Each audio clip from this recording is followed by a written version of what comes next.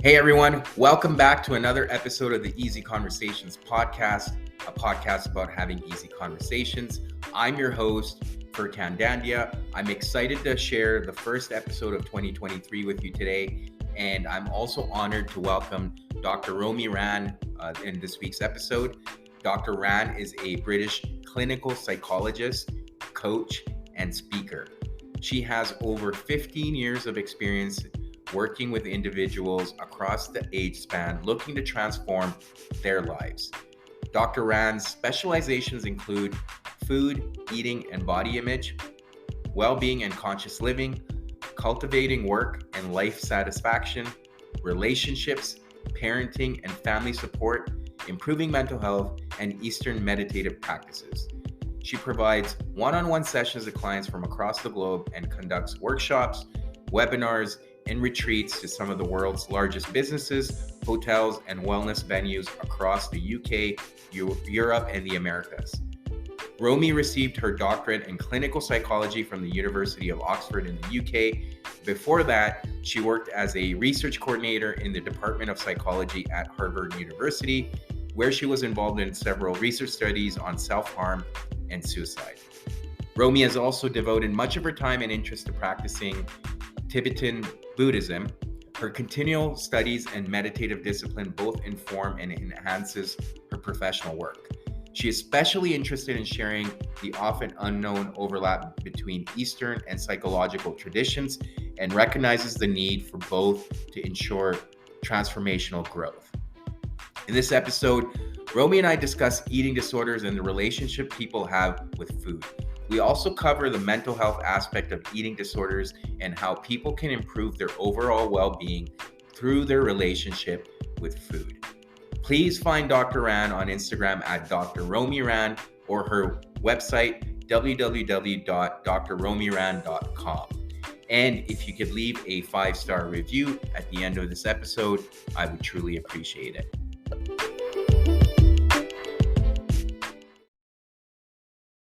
All right, Dr. Romi, welcome to the Easy Conversations podcast. Thank you for joining me here this morning. I'm really excited for our conversation today, but before we get started, I want to give you an opportunity to introduce yourself, please. Thank you, Furkan. And firstly, just to say thank you so much for having me here today. I really value and enjoy your work, so it's a real pleasure to be able to join you today. So a little bit about myself. I trained as a clinical psychologist in the UK, and my clinical specialism, I guess, traditionally would have been called eating disorders, and that's predominantly what I've been doing. A little bit, probably 70% of my work has been focused on that.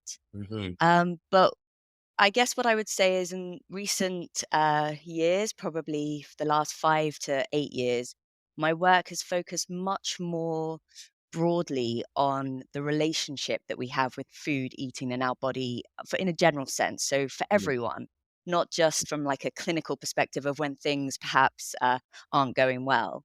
Mm-hmm. And my personal interest in it is really looking at how this relationship, how we relate to food and to eating and to our body can actually be a gateway into all aspects of our life. And when Mm-hmm. we really explore it, we can use it both as a means to inform us and to learn about ourselves, but certainly also as a way to transform and to work with food eating and our body, and use that as a tool to then transform all different areas of our life. Right.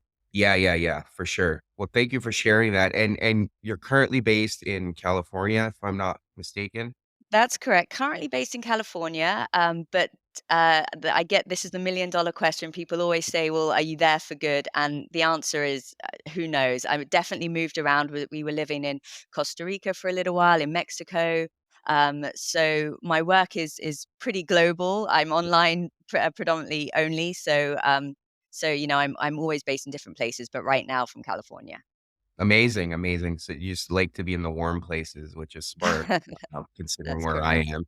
Um, but what drew you to eating disorders and specifically from the onset? Like, is there something that you were passionate about, and if you don't mind sharing, and why was that?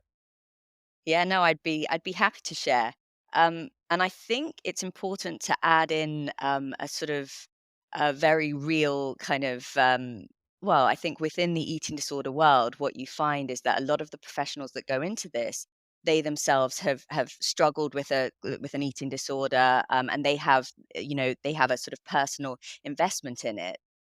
And what I would say is whilst, I grew up in London, in Northwest London, there was definitely, my own relationship with food and eating in my body for sure, but I think, not to the extent that would ever have been classified as an eating disorder. Mhm, And so my entry in actually came from quite a position of naivety. And initially, it was from this place of, yeah, I don't always look in the mirror and love the way that I look, but what would lead to someone to actually starve themselves or to throw up after eating? And so it was really initially, and it's not like this anymore, but it was very much this place of separation, actually, of mhm, like, oh, it's I have my experience of this, but there are those people out there that are doing something different, and I really want to understand that, and I'm intrigued by that. mhm. And so I think that, as I say, it was quite a naive way of looking at it.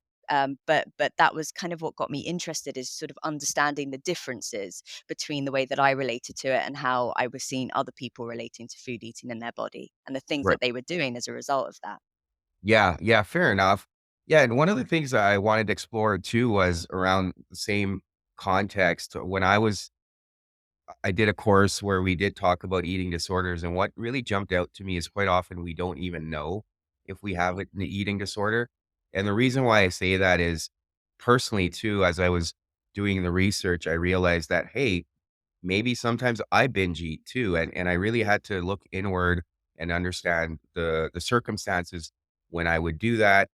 And it made me realize my relationship with food. And Mhm. quite often we get caught in these cycles. I find personally that was my experience, and I could see that with other people too, is, you'll kind of be healthy and mindful of what you're eating, and then all of a sudden you have these moments where you're binging. So I thought that was pretty fascinating, and someone, I like to consider myself that I'm fairly aware of things that are happening in my life, but not having that level of awareness, I guess, was a little bit surprising.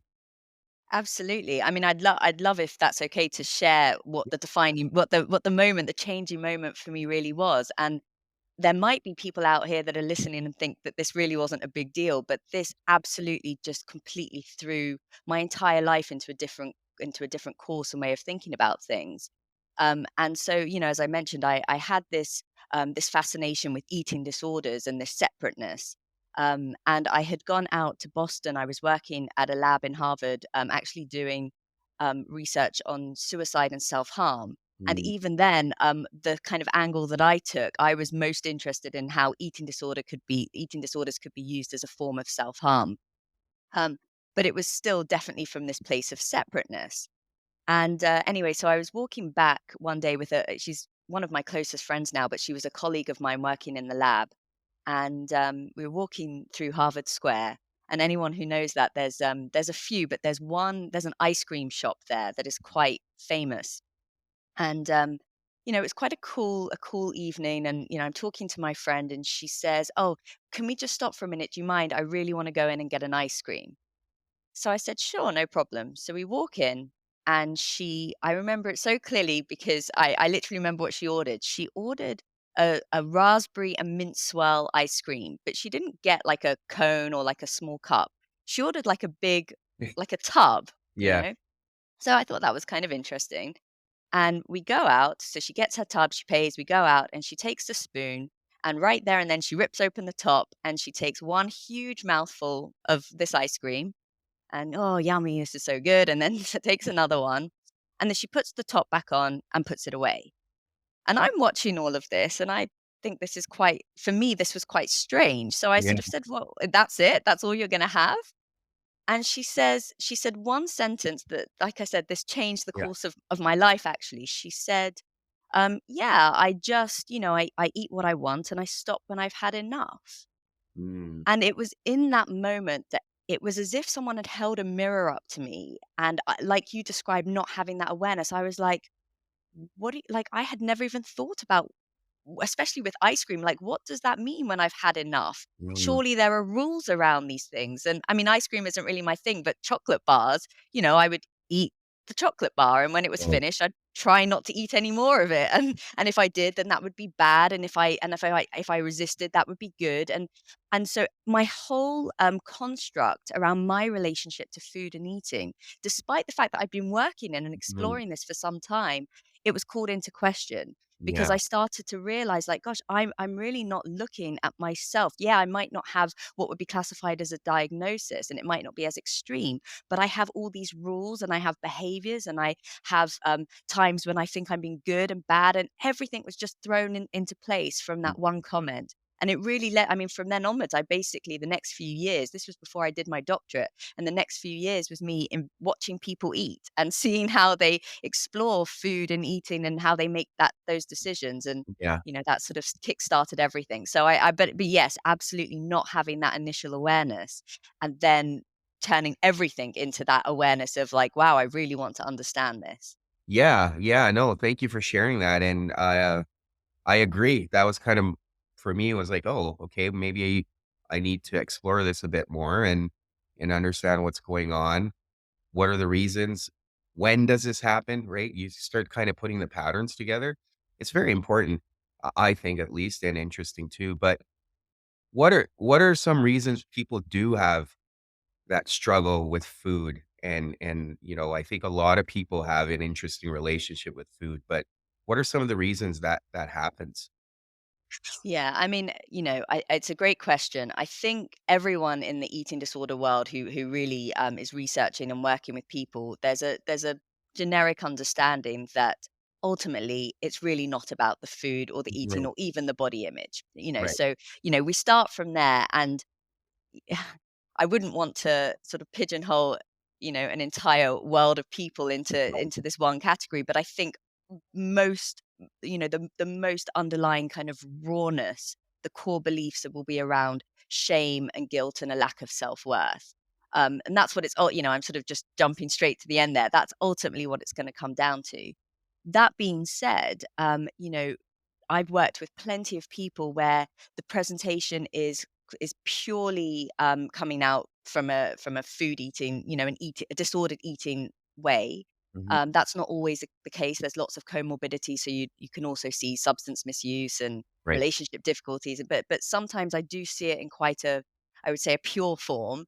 Mhm. And then just with some intervention around, how to learn how to listen to your body and respond to it and develop that awareness, you see huge shifts elsewhere, and sort of that worthiness really kind of can be cultivated. Mhm. So whilst it's not necessarily, on the surface level about the food and eating, that in itself can sometimes be enough to really shift and transform whole presentations of and lives, really.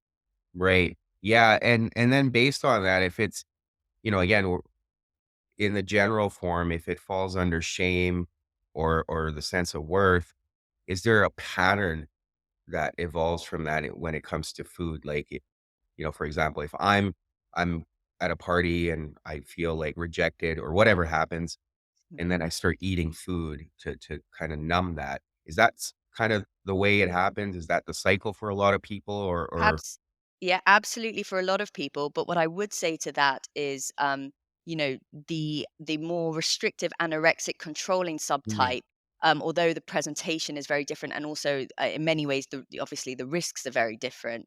The pain, the underlying pain, is the same whether you're turning to food to soothe or you're turning away from food. And so I think that's an important point to make, because I think so often, depending on our own relationship, we sort of just see it from that one sort of narrow perspective, and we think those the people that are restricting. I see people who they predominantly binge eat, and so they look at people who can restrict and are controlled, with in quite a light, in quite a an impressive view almost. Oh, I wish I could do that. And ultimately, it's the same. Yes, it manifests differently, but the underlying mechanism, the shame, the pain, the suffering that is being experienced, um, you know, from an emotional perspective, is the same. It's just personality type and training and conditioning and everything else that would lead people to manifest it in different ways. Right, right. And I think to your point earlier, it's never enough, right? It's never enough because whether you're restricting yourself or you're overeating, you're creating that again cycle of shame just by looking at yourself in the mirror. I know that would happen to me. So it felt like, yeah, it was never enough. It isn't, and that's because it's really not about the food and eating, and that's the point. And I think, it happens very quickly when you start really focusing on and treating this and kind of working on this. Hmm. You realize that if it was about that, then the times that you were a bit thinner, or you would just be happy, and Hmm. that's not what we see at all. In fact, it creates more suffering because you either have to maintain it, or you're not maintaining it, and then you feel crappy about that. So yeah, absolutely, it is never ending, and that's the really difficult and sad part when you're working with this presentation, really. Hmm. So what do you tell the clients that you work with when they're struggling with that whole body image aspect, or they have a challenging relationship with food? Obviously, to your point, it could be many things that are manifesting out in terms of how they're consuming food, or they're not consuming food. But yeah, what are you telling these people that are having that challenge and struggle to manage that? Well, it's really the way that I approach this is I sort of describe it as a two-pronged approach. Mhm, And I think this is where often when you try to tease apart, let's say, the physical or nutritional aspect of food and eating from the psychological aspect, I think this is where we run into difficulties. So someone might be struggling and they might go and see, let's say, a dietitian or nutritionist. And mhm, they'll work on the physical aspects of making sure they're getting enough calories and all that kind of stuff, but then often they're neglecting, or they're not really learning how to address the emotional side of it. And then you can go sometimes and see a psychologist, and they'll mainly focus on the emotional side of eating, and the traumas and life and history and everything else, without looking at the physicality. And mhm, so the way I look at it is that these things, it has to be not only holistic, but you have to have a very deep understanding of how these things relate and interplay with each other. So the way that I work, I have to get to a point where I know the person that I'm working with is at least 70% of the time is nourishing themselves correctly. mhm. Because the problem is, and I'll give this is the example that I use. Sure. Let's say we're in a session and you told me, Romy, I binged last night. My partner came home, we had a huge argument, and I ended up just hitting the cookies, and I couldn't stop, and I Yeah. feel terrible. And that's so it would seem that the argument, there was an emotional response. The argument is what caused the leading to the binge, right? Makes Mhm, sense. However, what maybe on exploration, what we realize is, well, okay, but you skipped breakfast in the morning because you don't like to eat breakfast. And then you got into work, and someone was giving out cupcakes because it was their birthday, but you decided not to have it. And it's really cold outside, but you just had your cool sandwich or a salad or something like that, when what you really needed was something warming and something mhm, filling to kind of really nourish you. And so you're already starting from a place of maybe calorie deficit. You're starting from a place of not being satiated, not nourishing yourself correctly. And then you come home and you have this argument. And yes, there was this emotional reaction, which then led to the binging, but there was also all this other stuff that had gone on before. And mhm. so what actually was the reason? Did you end up binging because of the argument, or did you end up because you're starving, or Yeah. you weren't satiated, or you haven't nourished yourself correctly? And so the way that I look at this, whilst I know that it's not necessarily, like I said, it's not necessarily about the food and eating um, on a global scale, we have to start there, because I have to get to a point, or you have to get to a point where you know how to listen to your body and give it what it needs from a nourishing nutritional perspective. Right. And so we start with that of teaching the kind of the foundation of, how do you know when you're hungry? How do you know what foods to choose and what foods your body needs? How can you relate to that? How do you know how to eat? Like the literal mechanism of eating in a way that is mindful, that you are eating with awareness. And how do Mhm, you know when to stop eating? How do you know when you're full? And how do you know not to hold all of these things as rules? And so that's we focus very practically on it's like a training program on retraining the mind and the body to work together, and Right. so that you develop a trust and you start to understand that mechanism. And then what happens is we get so when you're doing that maybe 70% of the time, and that actually happens quite quickly. People think it doesn't, but it does. Set to get 70% actually happens quite quickly. Mm. And then, then and although we talk about it all along the way, then, when you come and tell me, well, I binge last night and it was because I had this argument, I have yes, we'll still explore to make sure, well, what else happened during the day. But if you've been doing this a while, we have a clear understanding that this was something emotional. And then we can start looking at the emotional side of things and Mhm. looking at what else is going on in your life and really exploring that. And that's when all the other techniques come into play. Right. Um, but you have to start with that foundation because otherwise it's very confusing. You don't really know what's causing what. Mhm. Yeah, yeah. No, thank you for sharing that example. And I guess a couple questions do come to mind that I would like to explore further. The first one being, so to your point, this person, for example, has not been nourishing themselves all day, but why is this emotional reaction triggering their need to consume more food? Like, Oh, what's the so connection there? yeah, I mean, food ultimately is the cheapest, easiest, fastest, most legal way that you can Yeah. get yourself to feel good. There's Yeah. no we eat, and all the reward centers in our brain, especially if you're eating things that are high sugar, they're literally Yeah. feeding your brain with dopamine and serotonin and all the good stuff.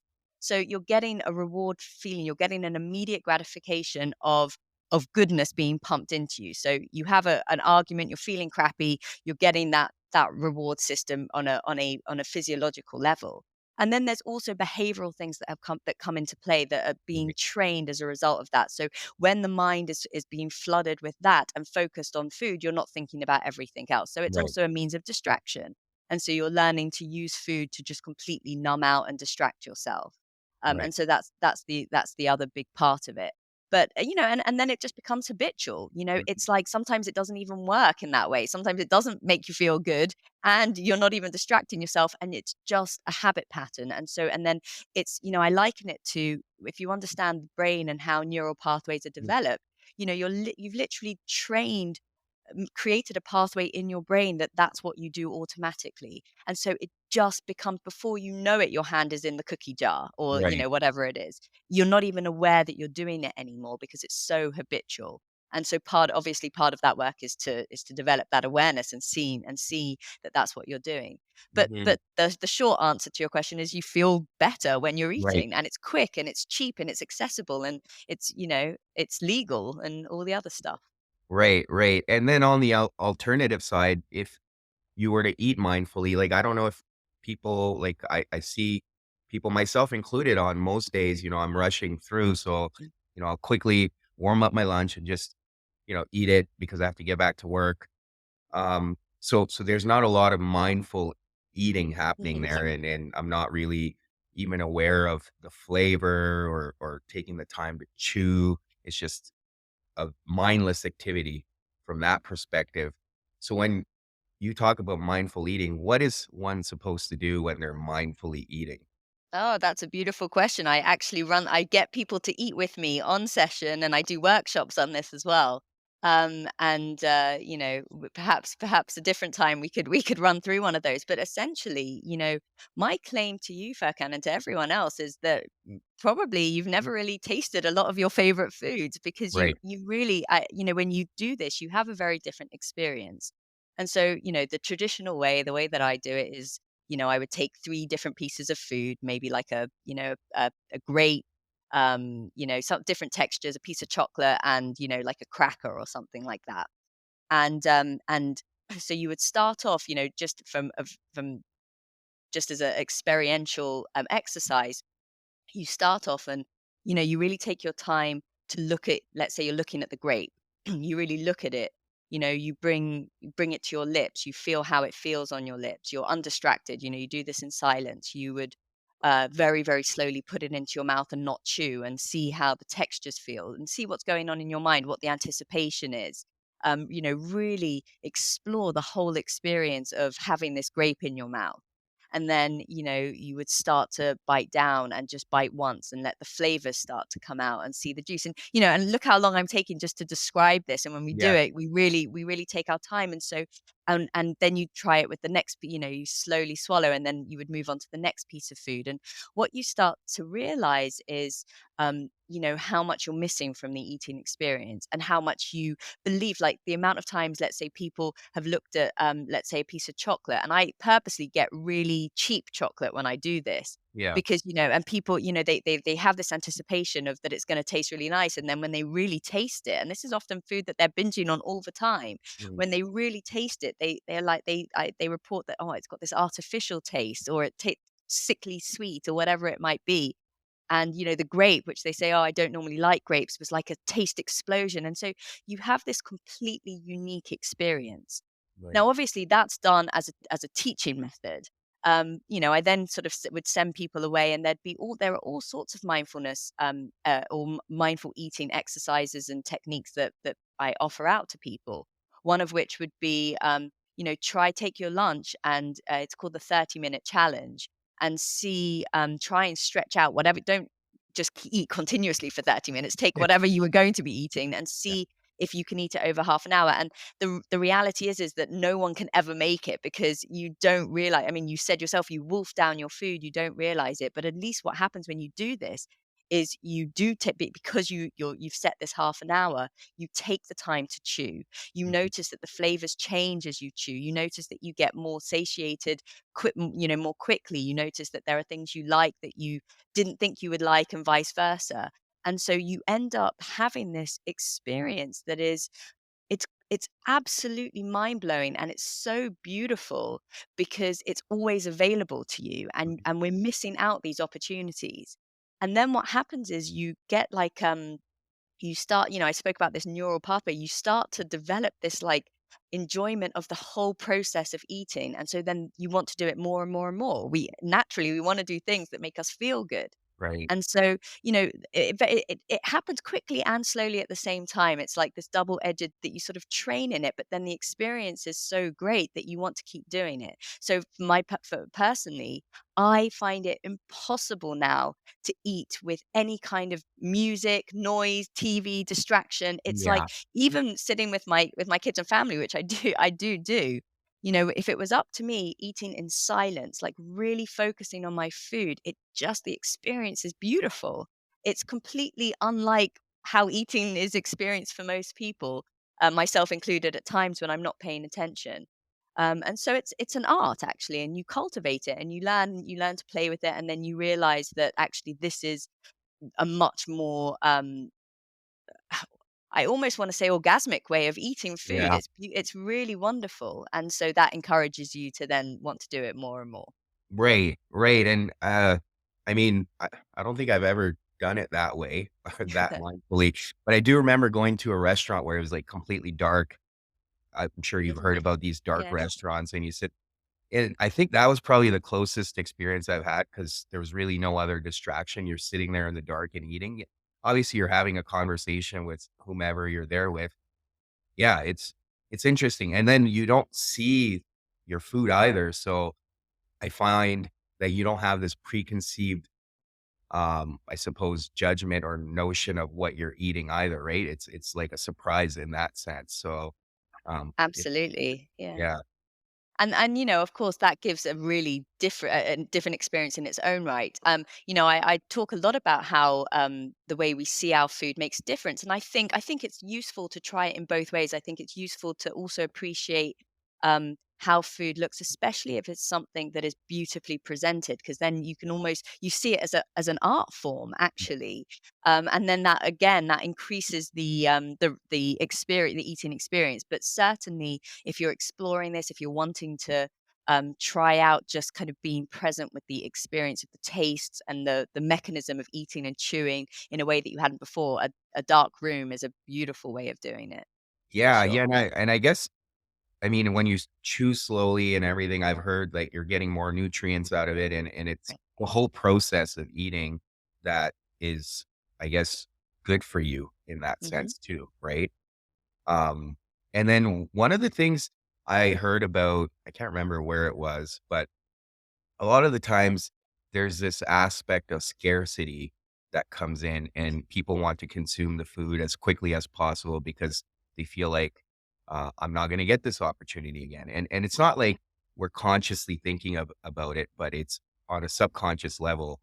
What are your thoughts on that? And Mhm. what do you tell people when they have that kind of sense of, oh, the scarcity when it comes to food? Yeah. I have lots of thoughts on that. But, this is, one of the biggest issues with disordered eating, especially when there's been, yo-yo dieting, Mhm. and, or a history of diet behavior, diet mentality. Even if you're not a dieter yourself, you have that thought behavior. And, I think that the point to remember, so there, I have also worked with people, particularly from older generations where scarcity was actually a real issue. So maybe they grew Right. up in more times or in more environments and they didn't have access to food. And although ultimately the mechanisms are a little bit the same, what I'm referring to right now is the sort of general population where we have this idea, food is available Mhm. everywhere, but we have this idea of scarcity. And more often than not, that comes from it's sort of the underlying factors are our beliefs around food, particularly around good and bad. And so where you see it the most is if people have these rules of, I shouldn't be eating this.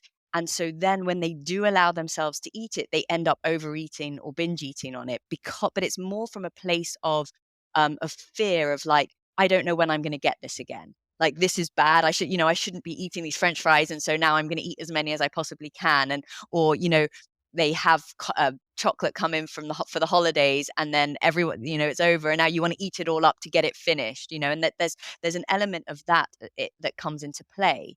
And so part of the work is really, when I spoke about the trust before, a big part of the work is on the eating what you want, allowing yourself to eat these foods at the beginning whenever you want them, Right. at any point. And there are certain methods we use. For example, we use, it's called stocking up, where you basically have so much of, let's say your big binge food is, I've had someone with peanut butter, Mhm. and so you would literally have 20 jars so that even in your biggest binge, there's no way you could physically get through all of those. You might try, but you wouldn't be able to. Right. And I've done this work, and people, they'll go through. They end up going through a lot of peanut butter. But what happens is in doing that, and if you trust the process, and you continuously just every time I feel like peanut butter, I'm going to have the peanut butter.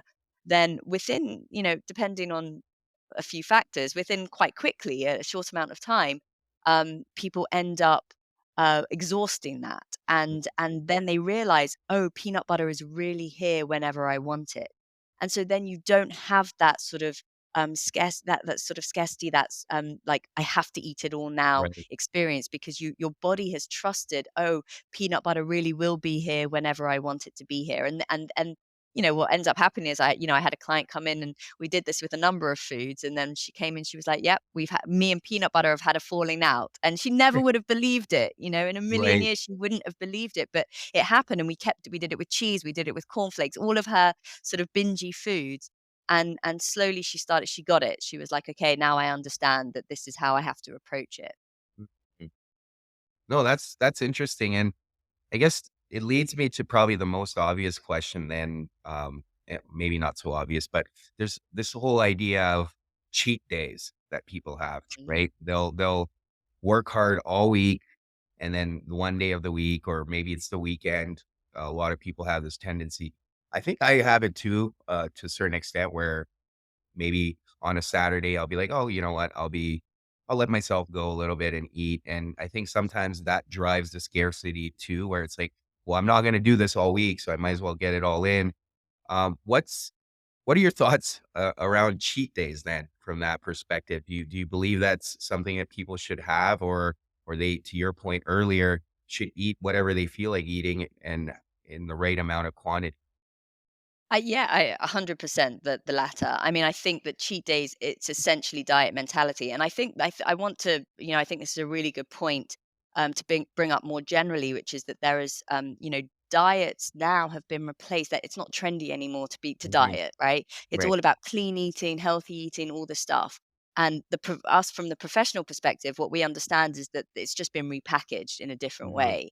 And Yeah. so, now we talk about these cheat days and all this kind of stuff. And you know, what I want to say about this is that I don't inherently think there is a problem with certain systems. So if people ask me, for example, all about intermittent fasting, Yeah. and my ultimate take on that is I don't believe that intermittent fasting, for example, is fundamentally flawed. My issue is that if you have a disordered relationship with food, eating, and your body, then that is just another mechanism to play that out. You're Right. not doing it. It's not a health-based response. Whatever people say, that's not what you're doing. It's coming from a place of fear.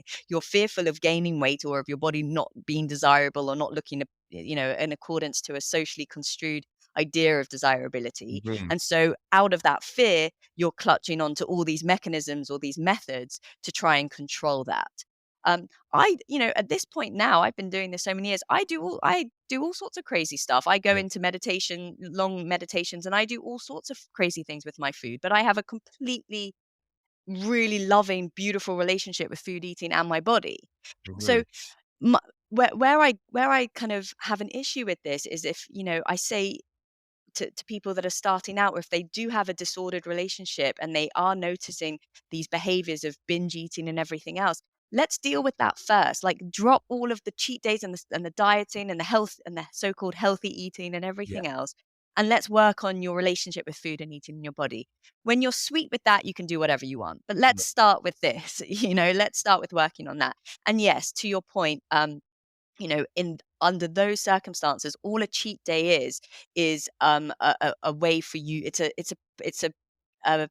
the permission to binge. That's all it Right. is. It's a permission to binge, to feel crap about yourself, and to then make yourself feel a bit better by saying, "Well, I'm not going to do it for the rest of the week." And then, what if you get to Wednesday and it's not a cheat day and you want a packet of crisps or something? Right. It's like it doesn't make sense to live your life that way. You're just stripping all joy and like going back to the point of mindful eating. If you understand how beautiful this experience is, why would you want to live your life that way? Right. Well, I guess the argument I've heard, and I could see some truth to it, but Mhm. I'll put it out there is a lot of people, and I think that's how I justified it myself too. Is like, I'm gonna uh, be disciplined all week, but then my reward is this one day where I can eat whatever I want. And to me, it wasn't like, oh, it's for free for all. It's just kind of being less regimented with what I'm eating, right? If it's Okay. like, okay, if I want to have popcorn or if I want to have a piece of chocolate, sure, I can allow myself that. And it would act as a reward. So my question to you is, do you want food to have that kind of power over you? Because No. I can have popcorn whenever I want, and I Yeah. can have chocolate whenever I want, and I'll just put it out there. I'm quite small. I'm not, I don't weigh very too much, and I have a really healthy, natural relationship with food, and I probably eat chocolate every day. And it's not, I know people will come and say, well, that's naturally the way you are. No, not true. I mean, I've never been considered sort of completely overweight, but I was probably 20 pounds heavier as growing up when I didn't have a good relationship with food and Yeah. eating in this way, and I wasn't aware of it. And that's ultimately what the research shows as well. If you look at the research of people who naturally know how to listen to their body and intuitively eat, Mhm. they tend to be lighter. So, even from a scientific perspective, it doesn't I understand this desire to want to control it and to feel that, well, I have the reward and I have to be disciplined, but that's actually it's paradoxically not the way that the body works, and it has a Right. lot to do with the brain. There's actually systems in the hypothalamus that get activated when you eat in that way, and it kind of causes you to actually hold on to the weight more. So I mean, Right. that's a slightly more deeper exploration to talk about this, but Yeah, yeah, no, thanks for, breaking that down too, and I guess along the same lines that there's all these kinds of diets out there, right? And, I have friends who are like, "Oh, you should go vegetarian completely," and I have friends that were like, "No, you should only eat meat," and yeah. I've experimented with both and other diets too. I do intermittent fasting as well, and I feel like I found an optimum spot where I feel alert, I feel good, throughout the day. I don't feel like I have any challenges with energy levels. So I think I found a sweet spot where, I have enough vegetables and enough meat in my diet. But I think people stick to a diet because it's trendy or it feels right based on the messaging they're receiving, but it may not necessarily fit with their body type. And I think there's a cultural aspect to it as well, especially depending on where your family origins are from. That's what I believe. But yeah, I just wanted to test that with you as well. Yes, spot on. I remember a number of years ago, I was in South Africa, and I was seeing an older client. He was in his probably late 60s, early Mm. 70s, and he was a small, skinny guy. We actually weren't focusing on food and eating, but we were talking about other stuff. But this came up, and he said, everyone had told him that he needed to stop eating bread. That was the thing in South Africa amongst that generation at that time. Right. Everyone, he shouldn't be eating bread. And so he said, so I stopped eating bread and I felt absolutely awful. I literally felt terrible. And I said to him, so you should go back, go back and eat bread. And he was like, oh, you mean I have permission to do it? And I think this is the point. The way that I work is really all about empowering the people that I'm working with to understand that no one knows their body the way that they do. Right. And the analogy that I always give, and I'd really like to offer this out, it's like if I were to tell you, Furkan, there's this new approach, but you have to listen to me about when to go to the toilet, about what you have to do when you have to do what I tell you when I tell you to do it, and you're not allowed to do it outside of those times. I think you probably wouldn't go ahead with it, right? Probably not. No, probably not. Okay. Yeah. Now, and so when I ask you, but how do you know when you need to go to the toilet? What's your answer? Well, my body tells me. Okay, beautiful. So that's the same with food and eating. Yeah. And that's what I really want. If people listening can take one thing, it's like empower yourself. No, it doesn't matter what it works for a billion other people out there. If it doesn't work for you, don't keep doing it. It's Mm. one thing to experiment. I'm really all for experimenting Mhm. and for trying out different things and for finding, as you say, finding your sweet spot. Providing, I think you need some honesty with that. So you need to know that your sweet spot isn't just, oh, I look really skinny, so even though I feel like crap. I Right. think that that's an important consideration because most people stop with that. As long as I look a certain way, I'm happy with it. Mhm. But if you take that out of the equation, if you're feeling really good, your energy levels are good, you're feeling good in yourself, you feel like you're nourished, all the rest, then that's beautiful. Then you found your sweet spot. But if you're doing something, as you say, because it's trendy, because someone else tells you to, because even a professional, I mean, doctors, other professionals, they say Yeah. stuff all the time of what you should be doing.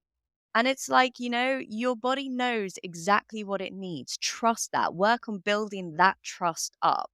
If Mhm. you're not sure, then go out and get some help on how to learn it. It's actually really easy to do. It Yeah. doesn't take very long even.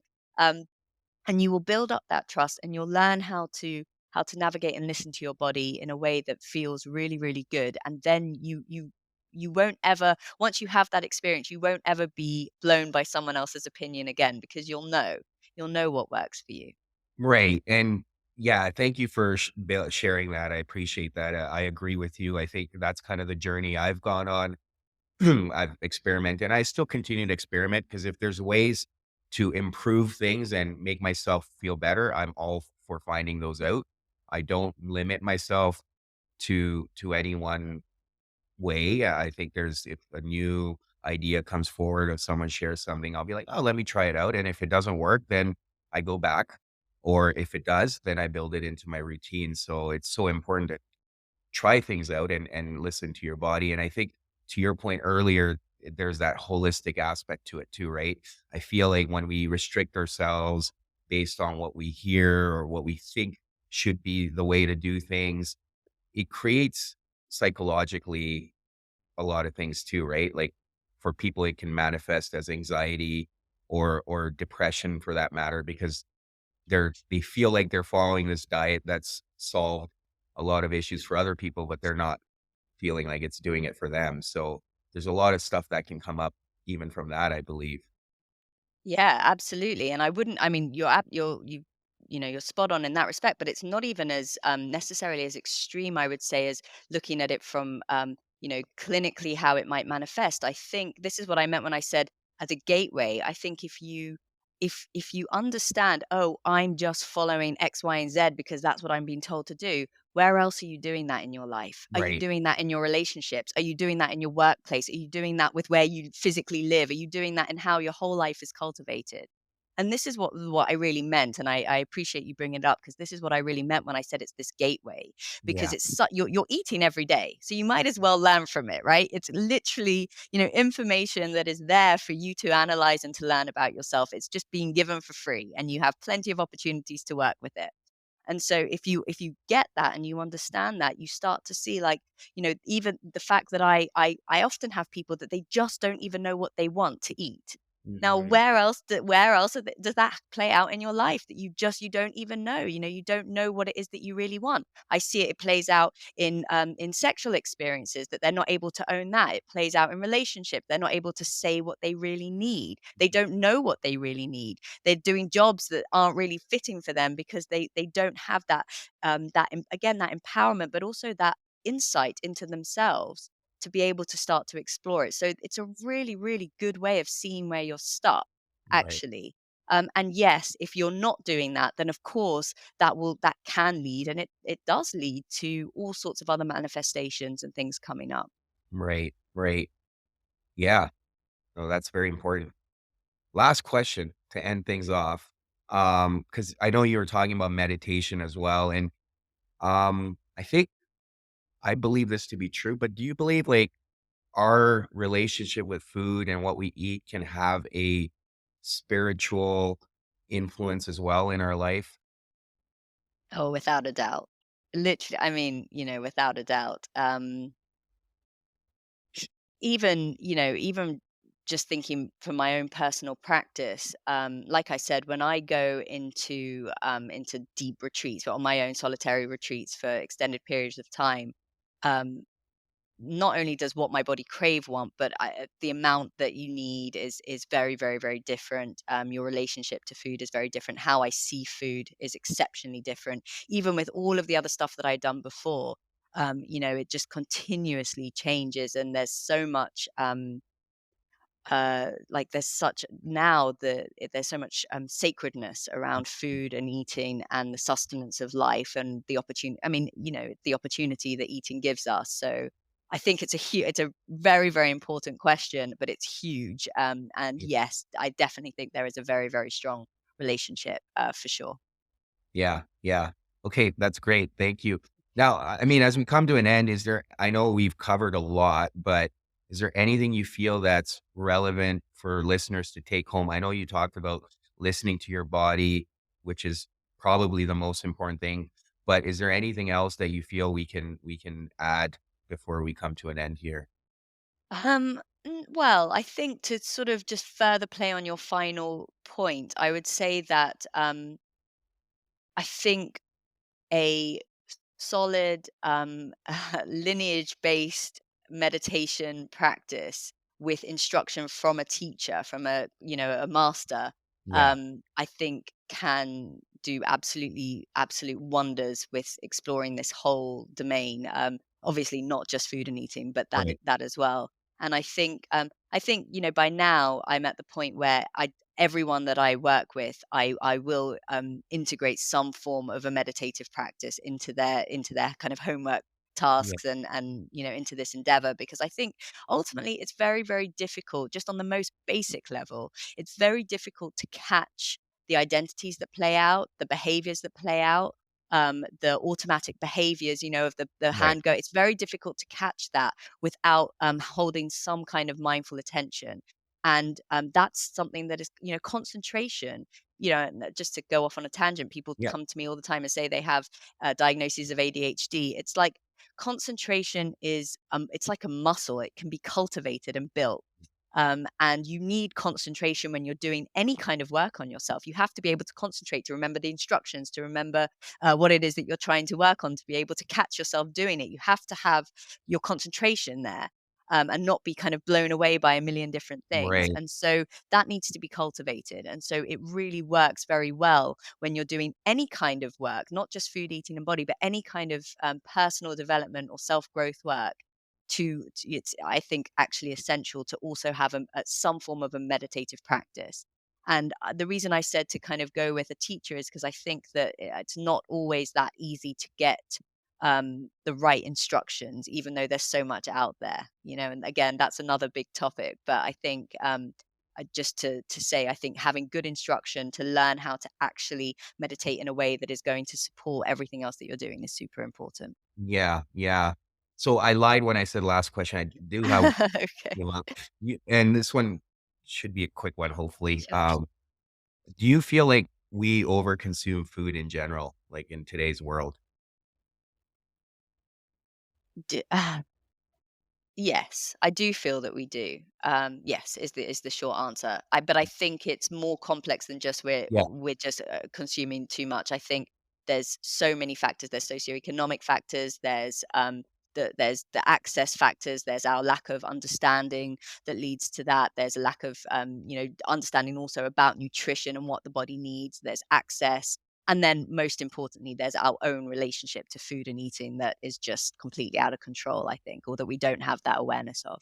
yeah, yeah. I feel that too. But thank you. Thank you for doing this. Thank you Yeah. for coming on here.